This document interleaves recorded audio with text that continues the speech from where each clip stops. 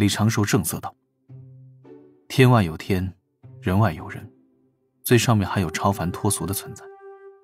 咱们呢，不过是洪荒中的2条小鱼，你切莫因为门内同门的恭维就自大自满，失了敬畏之心。灵儿鼓了鼓嘴角：师兄，我错了。教训你一顿，心情果然舒畅多了。李长寿随手点了一朵白云，迈步踏上。我去丹房炼丹，顺便还要考虑一些大事。这一次我决定自罚抄写稳字经6000遍，只是事务繁忙，抽不开时间。那您加油。灵儿立刻攥着小拳做了一个加油的手势，扭头就要施展风遁。李长寿屈指一弹，灵儿的身子轻颤，额头撞在了一堵无形之墙上。他就听师兄大人悠然道：这次就有劳师妹带我受罚了。是，知道了。灵儿委委屈屈地答应一声，李长寿的心情顿时舒畅了许多，驾云朝着丹房而去。不当人就是如此快乐。也正此时，李长寿本体处一张小小的太极图现身，玄黄塔与乾坤尺跟他匆匆告别，直接遁入了太极图中，说是大徒弟相照。刚才透过太极图，李长寿似乎感应到了一股熟悉的污秽气息。血海，大法师去血海了。幽冥地府边缘，翻涌着无边血色的血海深处，一名面容美艳、衣服不多的双臂女修罗正盘坐在血海海底，吸纳血海之力为自己疗伤，膝盖上平放着一把银白利剑。忽听一声轻笑，这女修罗猛地睁开双眼，神州气息一颤，豁然抬头。血海之上，太极图缓缓旋转，身着青衣的青年道者迈步而出，他头顶玄黄塔，手持青色长尺，背后太极图缓缓盘旋。原本翻滚的血海此时瞬间安静了下来。该频道了。震惊！玄都大法师血洗修罗族，追杀罗刹公主到灵山，当着西方教准提圣人之面，将罗刹公主一指毙命，灭其神魂。洪荒快闻，东海龙宫事变后不足2个时辰，血海翻起了滔天波浪。自上古时被重创的修罗族遭人教大法师清洗，原因不明，现场一片混乱。据说修罗族隐藏起了过万高手，被太极图直接碾碎。修罗族中兴之气运被大法师一力掐灭。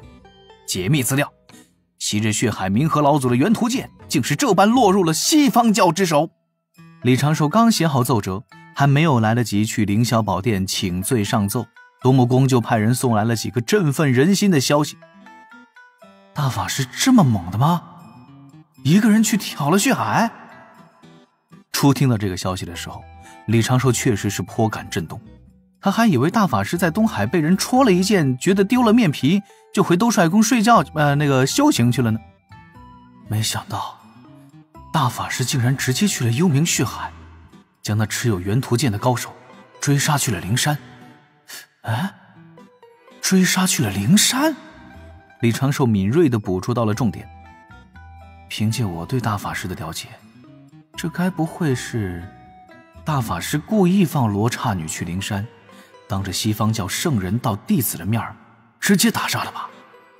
很有可能啊，不然大法师凭借太极图可以一力镇血海，为何还要在开战之前把玄黄塔和乾坤池也喊过去？自家圣人老爷没有阻止，也就可以理解为这是道门在给西方教警告。至于元图剑因此落在西方教手中，这把先天灵宝乃是杀伐利器，最大的特性便是杀人不沾因果。此宝原本就在西方教的控制之下，只不过是在暗中躲藏。如今闹得人人皆知此宝归于灵山，那就相当于变相的限制了这宝物后续登场的机会。李长寿看着手中奏表，目中露出了少许安然。有这般道门的警告，西方会老实下来的概率比之前大了许多。当然这只是概率，李长寿自不会妄下断言。拿起奏表，提起拂尘，李长寿调整了一下表情，让自己看起来有些忧虑无奈，驾云朝着凌霄宝殿而去。此时凌霄宝殿中的仙神已经散了，玉帝坐在宝座上翻阅奏表，看似全无发生。李长寿自殿外而来，门前先叹息，随后快步行。但是他刚刚到高台前，还没有来得及开口，宝座上的玉帝就是悠悠一叹：一个半元会的积累。爱卿啊，龙族死伤最终如何？李长寿正色道：虽损元气，亦伤筋骨，但损失已是这般状况下最小，全赖化日天元帅之牺牲。陛下，小臣此次算计不足，谋算欠缺，布局不谨，还请陛下降罪。爱卿何必将罪过包揽于自身？罪在凶灵作乱，在天庭不强，在龙族救治。爱卿已竭尽全力，奈何天庭给爱卿可用之力，远不足应对这般强敌。此事过错在吾。陛下，好了，爱卿这是争个什么？这白衣青年站起身来，笑着绕过玉案，涉级而下。他看脸殿门，凌霄宝殿殿顶绽放出璀璨光芒，将整个凌霄宝殿包裹起来，殿外那些守卫天兵也被隔绝在外。玉帝叹了一口气，坐在高台台阶上，对着李长寿拍了拍身旁的白玉砖石：长庚爱卿，来，坐。咱们今日不论天地水神，好好聊聊天庭之路。李长寿犹豫了一下，还是走上台阶，在玉帝下方2个台阶处入座。玉帝见状一笑，自己挪下了一阶，笑道：长庚，你觉得西方何时会大兴？若西方大兴，咱们天庭该如何应对？莫要拿腔调，我就想听听你的心里话。陛下，您这个问题就让小臣很尴尬。李长寿皱了皱眉，西方此时有道门压着，天地间气运本就只有这些，道门若兴，自不会允西方大兴。你是觉得道门和西方必有一战？从此时此地按照洪荒走势来看，下一场大劫确实应该是种族大战变为大教之争，但实际情况是道门总体没把西方放在眼里，道门气运太强，盛极而衰，招来封神大劫，内部三教乱战，西方教趁机疯狂挖墙脚搞坐骑，又借日后西游劫难与人族挂钩，从而彻底大兴。这是天道剧本，我可不敢乱说，现在也只能道一句，陛下所言与小神想的大同小异。玉帝顿时露出了满意的微笑，随之又叹了口气。今天玉帝确实够郁闷的。陛下，可是心疼那功德金身？换你不心。不错。玉帝缓缓点头。但吾这功德金身也不过是用来在天庭走动，做个监察罢了。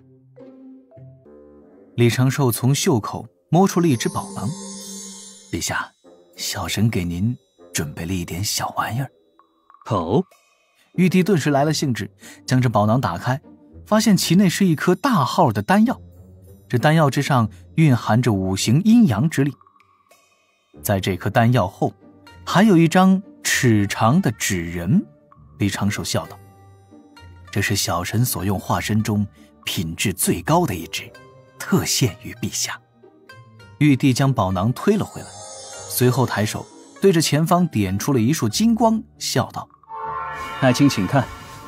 那金光化作一名威风堂堂的魁梧壮汉，对着李长寿抱拳，粗着嗓音道：末将赵德柱见过水神。这么多功德金身？李长寿凝目一查，略感心酸。这不过是一个普通的化身，金仙境初阶实力，仅仅只是在化身之外镀了一层功德。但对于玉帝陛下这种打肿脸充胖子的行为，李长寿也不敢说什么，只是起身还礼，顺势拍了2个马屁。看来天庭封祭，玉帝陛下是要一力维持到底了。玉帝收起这具化身，笑着问：长庚，何时吾能吃上你与云霄师侄的喜酒啊？陛下，我与云霄仙子可算作知己。哼，当年吾与吴师妹初来天庭也是先当的知己，现在一晃多年，龙吉都快长大了。陛下，小神这里有一封奏表，您要不先过过目？顾左右而言他，可不是无这天庭水神的风范。玉帝目中带着几分促狭，顺手接过李长寿给的厚厚奏表，仔细品读。很快，玉帝看脸李长寿，皱眉道：长庚，你是不是因龙族之事被西方教激怒了？陛下为何会有此一问？李长寿也有些懵。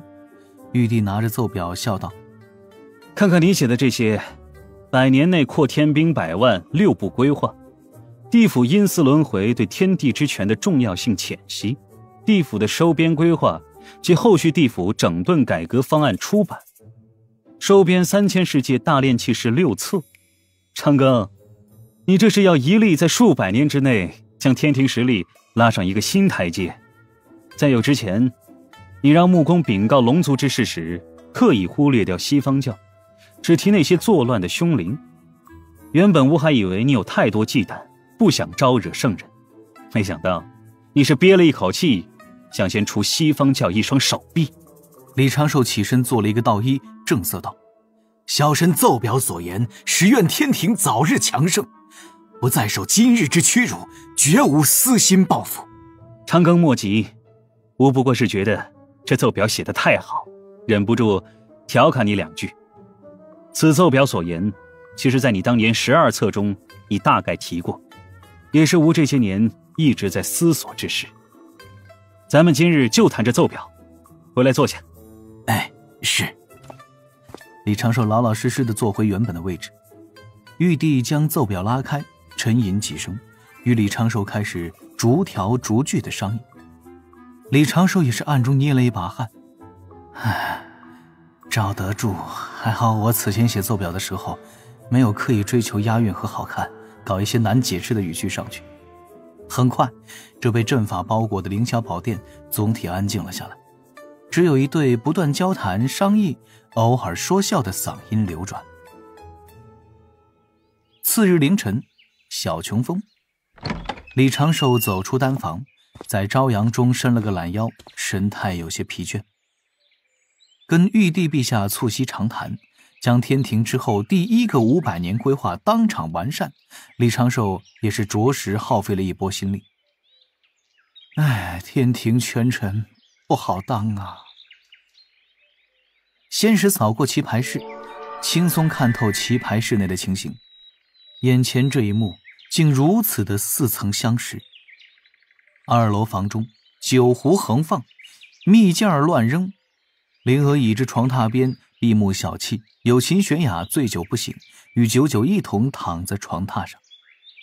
九九的小手抱着有秦玄雅的玉足，嘴边还不断的吧唧吧唧，被动技能已经完美发动。看看，这被称为渡仙门金仙苗的3仙子，人前要么是洒脱不羁，要么冰山清冷，要么端庄温雅，然后天天饮酒玩乐，不思修行，宿醉取乐，衣衫不整。再看看1楼静室中，那位每天都在努力修行，刻苦向前的新晋女炼器士九羽师师叔，人家就态度极其端正，极少在外走动，一门心思扑在修行上，一心求索大道。这羽师师叔怎么这么早就遇到瓶颈了？李长寿嘴角轻轻抽搐了几下，算了，当我什么也没看到。照了一会儿太阳，李长寿躺在摇椅上，闭目放松心神。这一次东海失利，李长寿也做好了总结，总结的结果就是不够稳。今后的每条算计，最先要做到的一条便是知己知彼。自己若对西方教的真实实力一无所知，如何能够做到百战百胜？再有就是天庭的底牌档真是太少了，扩充天庭底牌库势在必行。以前的稳仅限于自身，现在的稳要扩充到自己所在所能影响到的势力，这样才能紧跟洪荒时代变化，时刻立足于不败之地。地府是天庭接下来攻略的重点。李长寿有所预感，西方教稍后也会对地府动手动脚的，这预感并非空穴来风。其一是因为西方教已经插手幽冥界，甚至招安了血海修罗。